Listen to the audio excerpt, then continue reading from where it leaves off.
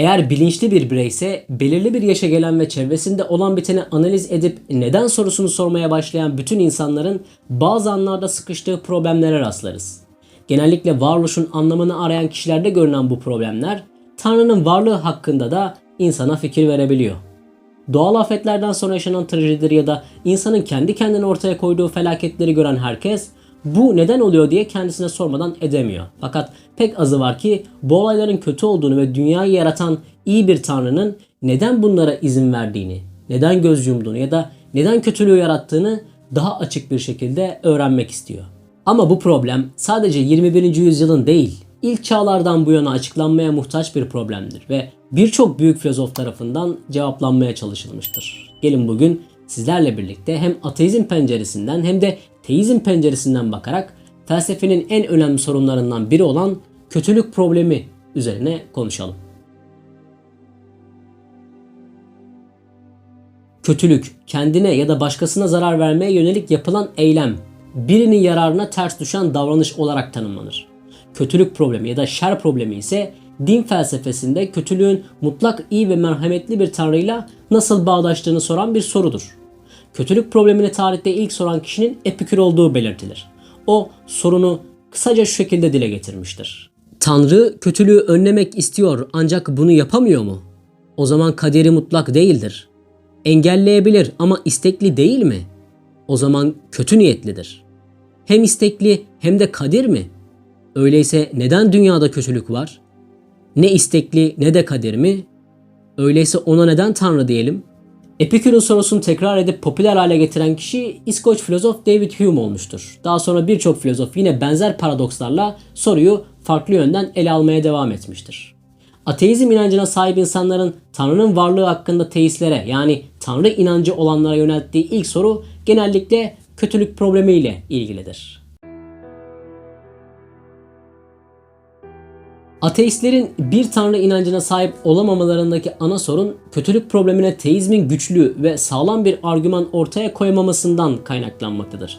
Bundan dolayı kötülük problemi ateizm inancına sahip insanların en güçlü iddiasıdır. Eğer bir insana tanrısal bir güç verilmiş olsaydı mevcut şartlara bakıp yapacağı ilk iş bütün kötü insanları ortadan kaldırmak veya kötülük fikrini tamamen yok etmek olacaktır.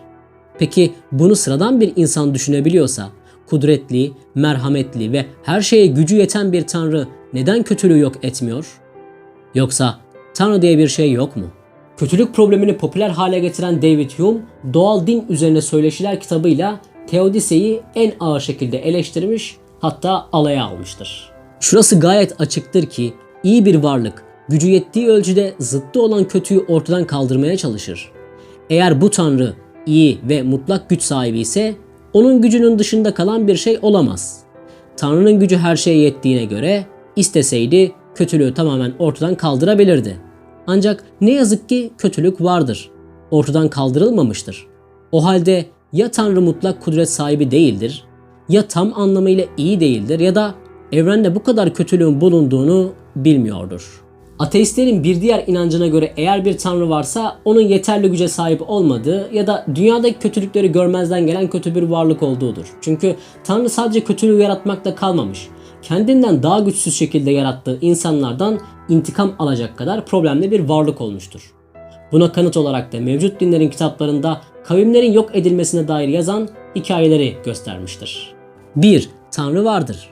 2. Tanrı kaderi mutlaktır, her şeyi bilendir ve mutlak iyidir. 3. Kötülükler vardır. Bir teist bu maddelerden ilk ikisini kabul edecektir. Fakat üçüncüyü de kabul ettiğinde hem kendisiyle çelişmeye başlayacaktır hem de teizm argümanı çökecektir. Bundan dolayı delilci kötülük problemi denilen bu argümana göre bir ateist bu durumu sıklıkla Tanrı'nın varlığının olmadığı yönde kanıt olarak kullanır. Fakat teistler üçüncü maddeyi kabul etmemiş, o maddenin yerine özgür iradeyi koymuştur. Kötülük problemi sorusunu Tanrı safında cevaplandırmaya çalışan yani teodise yapan, daha açık bir kavramla Tanrı'yı savunan ilk filozoflardan biri Platon'dur. Devlet adlı kitabında şöyle söylemiştir. Tanrılar aslında iyidir. İyi bir şey zararlı olamaz, zarar vermez. Zarar vermeyen bir şey kötülük etmez.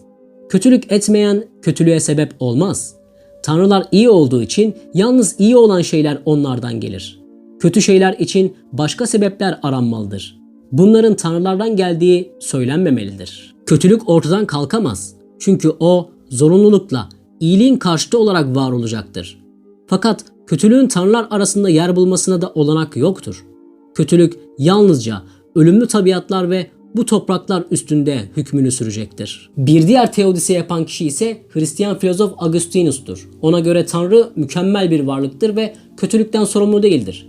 Kötülüğün dünyaya girişi ilk günahın ortaya çıkmasıyla oluşmuştur. Böylece insana bahşedilen özgür irade ile iyiliği ya da kötülüğü tercih etme konusunda tercih ona bırakılmıştır ve şehvete kapılan insan kötülüğü seçmiştir. Dolayısıyla Tanrı kötülükten veya acıdan sorumlu değildir. Kötülüğün kendi içinde var olduğu fikrini reddeden filozof, kötülüğün sadece iyiliğin eksikliği olduğunu belirtmiştir. Kötülüğün olumlu bir doğası yoktur ama iyiliğin kaybı kötülük adını almıştır. Kötülük irade zayıflığının bir göstergesidir. Eğer Tanrı insanı kukla olarak yaratmış olsaydı Adem'e kötüyü seçme hakkı tanımayacaktı. Benzer görüşü İslam filozofu İbn Sina'da da görmek mümkündür. O da kötülüğün insana özgü bir kusur olduğunu, erdemden uzaklaşan insanın kendi özgür iradesiyle kötülüğü seçtiğini belirtmiştir. Ayrıca filozof kötülüğün iyiliğin değeri için gerekli olduğunu, ancak kötülükle farkındalık sahibi olunabileceğini söylemiştir. Başka bir filozofa bakalım. 13. yüzyılda yaşayan skolastik filozof Thomas Aquinas da Augustinus'un felsefi görüşüne katılmıştır. Aquinas, kötülüğün iyilikten yoksunluk olduğu görüşünü savunmuştur. İnsanların özgür irade olmadan daha iyi durumda olacağı iddiasıyla karşı karşıya kaldığında kusursuz bir dünya için günah olasılığının gerekli olduğunu ve dolayısıyla bireylerin kendi günahlarından sorumlu olduğunu belirtmiştir. Aquinas'a göre kötülük bir faillik kusurdan doğar ve Tanrı'nın kusursuz olduğu bununla anlaşılabilir. Tanrı'nın kötülüğü istemekten ziyade yalnızca kötülüğe izin verdiğini, insanların özgür iradeyi kötüye kullanmaları neticesinde kötülükten sorumlu olduklarını söylemiştir. Yine bir İslam filozofu olan Gazali'ye göre Allah kainatta vuku bulan her olayın yaratıcısıdır. Hiçbir şey onun iradesi dışında kalamaz. Bu dünya için imkanda var olandan daha mükemmeli yoktur demiştir. Allah iyiyi de kötüyü de yaratmıştır fakat seçme şansını insana bırakmıştır. Buradan da anlaşılacağı üzere Gazali de diğer filozoflar gibi özgür iradeye işaret etmiş ve kötülük probleminde Allah'ı problemin dışında tutmuştur. Teodisiler içinde en meşhur makale Alman filozof Leibniz tarafından ortaya koyulmuştur. O kötülüğü 3 grupta ele almıştır. Metafizik kötülük, ahlaki kötülük ve fiziksel kötülük. Fiziksel kötülük insanın iradesi dışında gerçekleşen doğal afetlerle veya hastalıklarla tanımlanır. Ahlaki kötülük ise insan iradesinden kaynaklanan kötülüklerdir ki bunlara cinayetler, tecavüzler ve benzeri olaylar dahildir. Metafizik kötülük ise varlıkların eksikliğiyle ilgilidir. İnsanların her daim eksiklikleri olduğunu belirten filozof, eğer ki insan kusursuz bir varlık olsaydı o da Tanrı olurdu demiştir. Bundan dolayı eksikliği olan bir varlığın içinde kötülüğün bulunması doğaldır. Mümkün dünyaların en iyisi teorisiyle kötülük problemine açıklama getirmeye çalışan filozofun teodisiyi ortaya koyarken Gazali'nin imkanda var olandan daha mükemmeli yoktur düşüncesinden ilham aldığı düşünülmektedir. Bugün halen birçok insanın kafasını kurcalayan Allah neden kötülüklere izin veriyor? Neden liyakatsiz insanlar daha başarılı oluyor da iyi insanları göz ardı ediyor? Neden savaşlarla ve açlıkla mücadele eden insanlara en küçük bir yardım yapmıyor gibi sorulan sorulara anlattığım üzere geçmişten günümüze kadar birçok filozof açıklama getirmeye çalışmış. Bugün hem ateizm penceresinden hem de teizm penceresinden bakarak felsefenin en temel meselelerinden biri olan kötülük problemi sorununu incelemeye çalıştım. Eminim ki buraya kadar izleyenler oldu. Siz de bu problemle ilgili bir süre baş başa kalıp cevaplandırmaya çalışacaksınız diye düşünüyorum. Ve eğer ortaya koyduğunuz bir fikir varsa yorum bölümünden paylaşarak izleyenlere katkı sağlayabilirsiniz. Çünkü felsefe bu yönüyle güzel. Siz Tanrı ile kötülüğü yan yana koyabiliyor musunuz? İnsanın atacağı her adımı, işleyeceği her günahı bilen Allah sizce de insana özgür irade vermiş olabilir mi? Cevaplarınızı bekliyor olacağım.